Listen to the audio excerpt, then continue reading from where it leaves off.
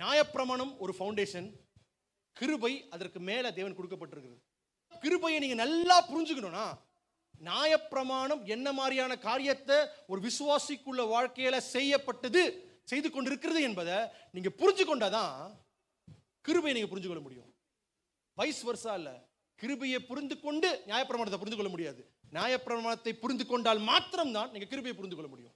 உன்னுடைய தேவன் எதிலிருந்து காப்பாற்றிருக்கிறார், எதிலிருந்து உன்னை விடுதலை ஆக்கி இருக்கிறார், எந்த ஒரு காரியத்திலிருந்து உன்னை வழிநடத்தி இருக்கிறார், எந்த ஒரு காரியத்திலிருந்து எந்த ஆபத்துக்கு உட்படுத்தாமல் உன்னை நடத்தி இருக்கிறார் என்பதை நீங்க புரிஞ்சா மட்டும்தான் தேவன் என்ன மாதிரியான ரட்சிப்பின் கிரியையை உங்களுக்கு கொடுத்திருக்கிறார் என்பதை நீங்க புரிஞ்சு கொள்வீங்க.